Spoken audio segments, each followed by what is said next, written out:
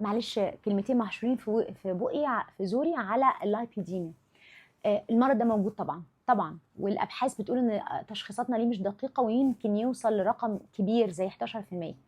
وانا شرحته قبل كده في فيديوهات وهحطها لكم في التعليقات. وفي طرق قويه بس اكلينيكيه ملهاش تحليل، فدايما متروكه للطبيب ان هي تفرق بين السيلوليت والسمنه العاديه واللايبيديميا.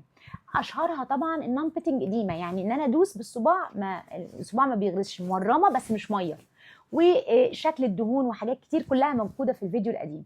امال انا بتكلم في الموضوع ده ليه؟ علشان انا عندي كلمه كده لازم اقولها، الموضوع بقى اوفر ريتد جدا جدا يا جماعه، ده شيء قلقني. ليه؟ احنا عندنا مشكله السمنه دي مشكله يعني متوغله في المجتمع، مفيش بيت مفيش فيه سمنه، مفيش حد معناش من مشكله مع وزنه فتره من الفترات. فلما معظم عيانين السمنه من السيدات، واحنا كمصريين برضو عندنا توزيع الدهون كده لطيفه، نصنا الفوقاني غير نصنا التحتاني، حتى لما تكون وزنها كويس ممكن تكون بتلبس نمره تحت اعلى من نمره فوق. فلما كل مرضى السمنه كده اروح جاررهم وجايبهم في جروب لايبيديميا، وكل واحده ست عندها شويه سيلوليت او خلينا نتكلم بالبلدي كده لزلوزه مش تمام يتقال عليها لايبيديميا، انا ضد الفكره دي.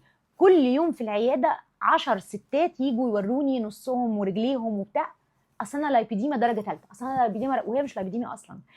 ايه بقى مشكلتي في اللايبيديميا؟ ان اللايبيديميا دي لا تستجيب اصلا للدايت. الجروبات اللي ماليه النت بيعملوا سايكلينج كده لكميه طاقه سلبيه مش طبيعيه.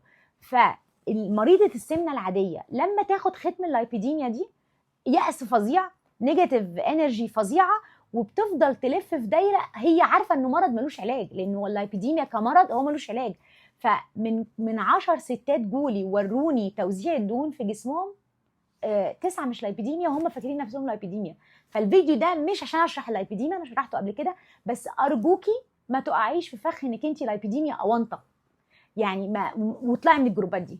الجروبات دي فعلا ملهاش اي قيمه غير انها بتحزنك على نفسك وتيأسك وتخليكي مش عارفه تعملي دايت ومش عارفه تتغيري. الموضوع مبالغ فيه، وللاسف جزء منه انه اصبح مصدر دخل، انه دي انسانه يائسه عندها استعداد تعمل اي حاجه في جلسات الليمفاوي والمساج معرفش ايه والاعشاب ايه والكريمات ايه.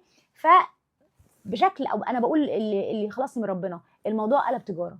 فحتى لو انت لايبيديميا اطلعي بره جروب اللايبيديميا، لكن ارجوكي روحي لحد امين قبل ما تقولي اصل انا درجه ثالثه وانا درجه رابعه. لا، انت ممكن ما تكونيش لايبيديميا اصلا، وده اللي انا شفته في العياده. 9 من كل 10 ستات فاكرين نفسهم لايبيديميا مش لايبيديميا. اللي عايز يفهم اللايبيديميا يبص على الفيديوهات القديمه، ويعطيكم العافيه.